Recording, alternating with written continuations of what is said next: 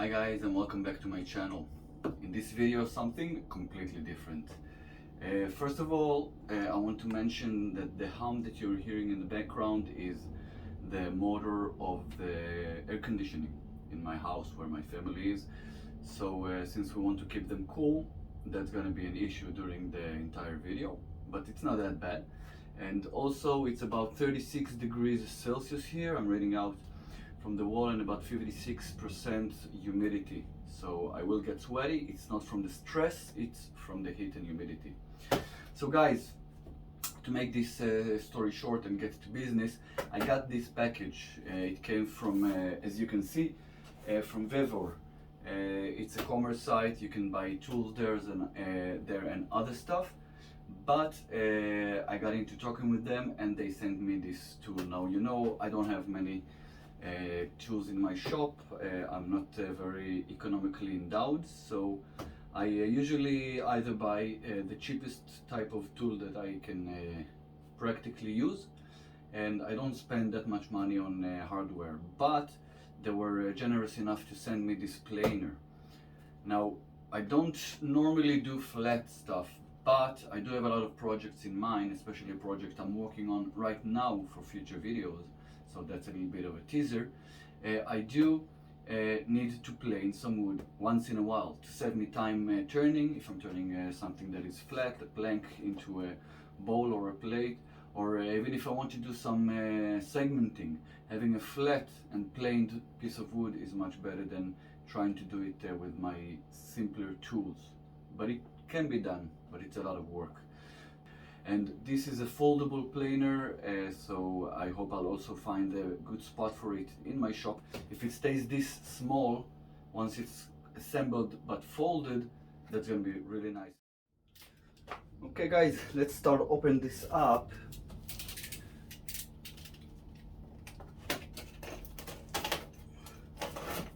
And see what's in the box.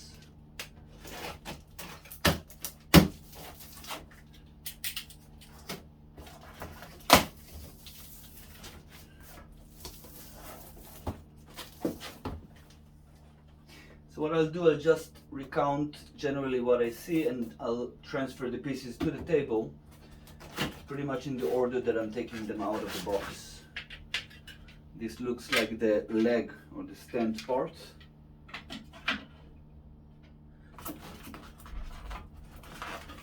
And so are these. I do have to say that the packaging is very robust, and the pieces, they look okay for this level of tool.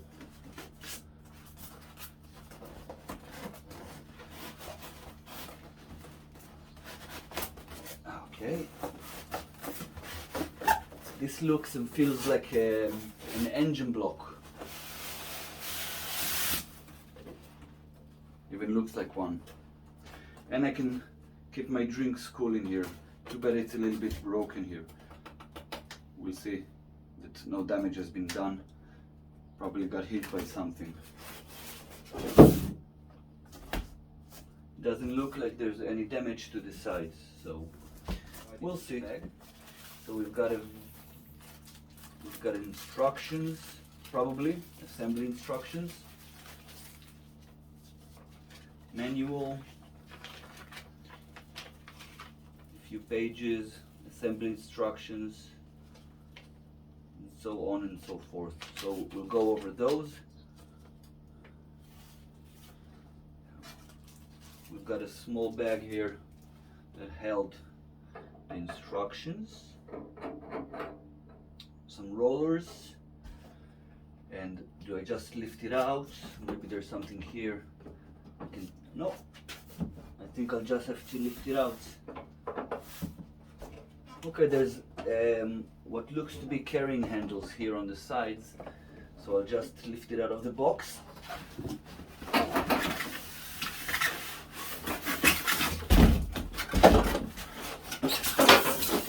put it back down because it's really heavy. Let's get rid of the box. Okay, so it's encased inside this styrofoam protection.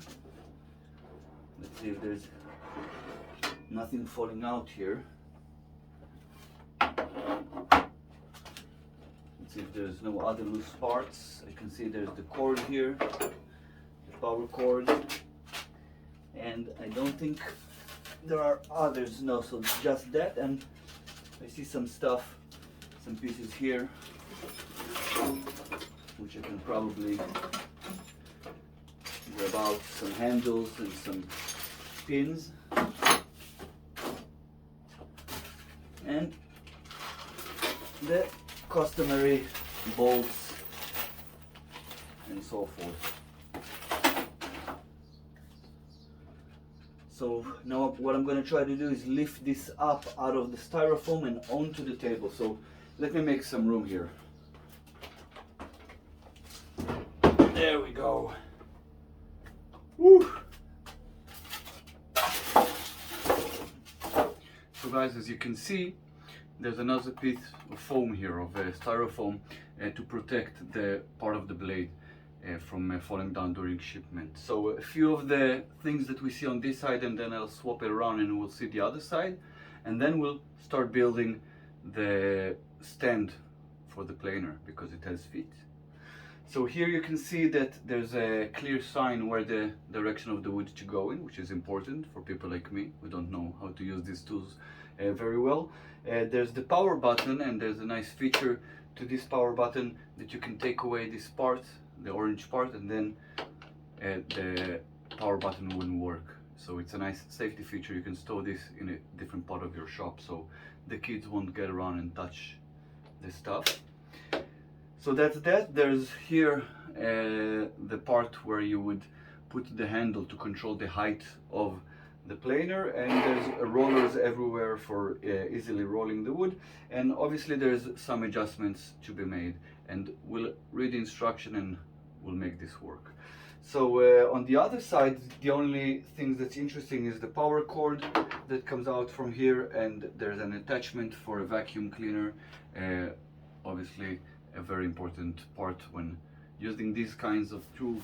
And so this is all fastened up and mounted up. I still haven't played with it. Here are the rollers, and on the back, so we've got these. Let's free up this part so we can take out the styrofoam and start seeing how everything comes up together. So far I have to say that after fastening all the bolts, this is pretty steady. I mean, this isn't going anywhere. Maybe it's due to the weight or the quality of the materials, but it's very steady. I had another tool with the same type of stand, my bench saw that you can, not bench saw, my table saw that you can see over there, a bench table saw, and it also had one of those stands, but it was terrible.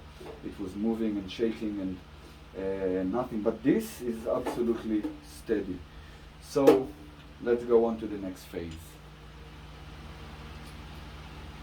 Okay, so retracted, let's put the handle and let's close it up. So let's take it up a little bit and take the piece of styrofoam out.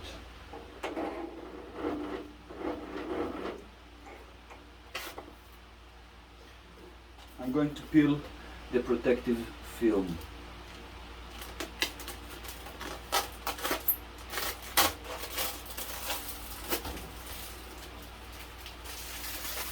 It's always a lot of fun. Let's go and check out what else we need to do before we turn this on for the first time. There's a ruler here with a marking every few millimeters. It goes from in inches, there's, I think it says up to 6 inches, a little bit more, and up to 160 millimeters. And there are 2 bolts that can be adjusted here, and I think this would probably determine the angle of this part. If I'll screw them out, it will change the angle. And there's a lot of reason why you would want to do that, but generally speaking, we will try to have as straight and as flat a passage as we can manufacture. So these bolts are on both sides as well. So after doing some reading, I found out what this piece is, and it's interesting because we're going to use it. This is an extra dust cover for the back. In case you don't have a shop vac to connect to your planer, you can use this, and I don't know exactly right now how it will work. Does it spit all the shavings out or something? But we will find out, because I do have a shop vac, but I'm going to pretend I don't have one. So we'll use this one instead, and we'll see the effect of what kind of mess it does. So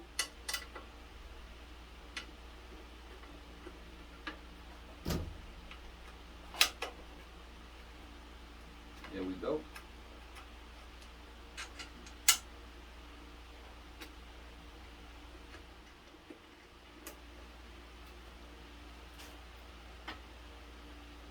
So this dust cover comes out very simply, and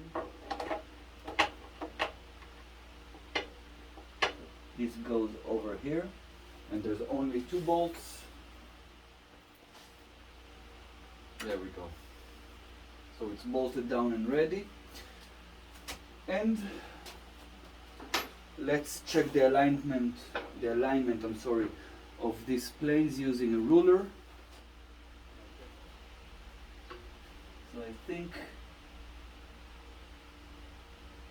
I need to lower the edges down, because right now there's the ruler is proud of the surface in the center.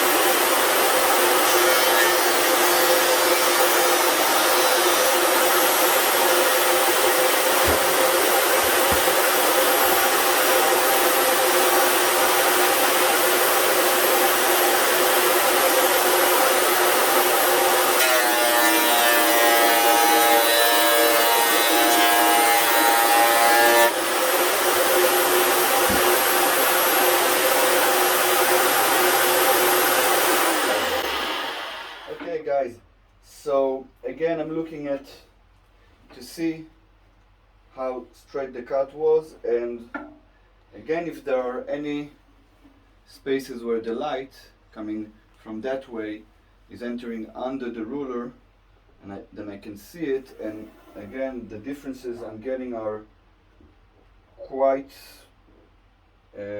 insignificant. Now I can see that if there's anything that is a little bit more harder, like you can see there are knots here in the wood, then maybe the surface is a little bit rougher, and maybe there's a little rise over that part, but no, it's not very consistent.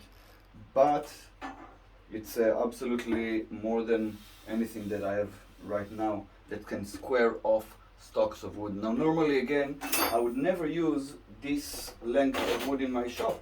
The planks I'm going to use would be this size or this size, double maybe the piece I'll be working on if I'm making 2 pieces. So there will never be this long, and in my small shop obviously it's a challenge to fit this length of wood through the planer, especially when it's down here and I have my workbench over there and some stuff here at the corner. So probably working with this planer on my bench would be a better solution, but again I will never be using something as long as this. So a little bit of testing just to see how the widths compare in different pieces or different areas of the plank. So we've got 4.3 millimeters, and here it's the same, and here it's the same. It's very nice, very uniform. And on the other side, let's measure it up. It's 6.5 precisely, so 6.5 and 6.5 and 6.5 and 6.5. So guys, I think this is a success. Let me go over a little bit of the different things I see here, what I see as a plus, what I see as a minus, and we'll talk about those. So guys, I want to go over a little bit of the features that we can see here, but before that, if you can remember, I've measured the wood that I've just finished planing, the plank, at 6.5 centimeters, 65 millimeters, and the mark here, which I haven't looked at all, is at 6.5 centimeters. So that is accurate enough. Adjusting the planes on both sides wasn't really difficult. A few turns of a couple of screws on each side and using a long ruler. I want to remind you that if this machine gets overheated, it has an automatic stop, and once that happens, you need to unplug it, and then you can reset it with this button here. This is the on-off button. Right now it's not connected to the current, so on and off button, and for security you can take out this middle piece, and then this button does nothing. So it's a good security measure. You can keep this in one of your drawers, and then you pop it back in and the switch works again. And I'm going to take it off the stand and put it on my bench using the small rubber feet that I showed you in the list part, because I think for the type of wood I'll be fitting into it, short planks and ball blanks, plate blanks, and maybe segmenting rings or stuff like that, I'll have more control and it will be much more comfortable to work at a higher height. This is quite low, but obviously it has to be low if you're loading heavy wood into it, so there's a little bit of a logic into it. And it does fold, those wings on the sides, they do fold inside. I'm still trying to figure out if there's some kind of locking mechanism that I'm not aware of, but I'll get back to you on that. And wanted to show you some of the shavings that the machine created. Those are nice shavings. Remember, this is construction pine beam, so it's not the highest quality wood, it's not a dense wood. I will be planing some much denser wood in a couple of projects that I'm working on at the moment, so you'll be able to see how this performs with a hardwood as well. So I think that should be enough. Last thing that I want to talk about before I'm putting this on my bench is the up and down screw handle, whatever you want to call it. It's obviously easier to bring the motor down. The action is smoother than bringing up because you're fighting against gravity and mass, but it's not that terrible. You can be precise enough to make half a turn or a full turn for about a millimeter or half a millimeter take off your wood, so that's comfortable enough. And I remember there was another thing that I wanted to talk about, but I simply can't put my finger on it at the moment. So let me put this on my bench and we'll take it over there for some conclusions. So guys, I'm down here under the machine installing these little rubber feet, and there's a thing here we should talk about. This is what controls the descent and ascent of the cutting plane, and as you can see, you can unbolt these and actually change the timing between the two sides. If you find that when you're cutting there is an angle across the cutting wood, then you can adjust the height of each side individually to get a better result. So that's down here under the machine.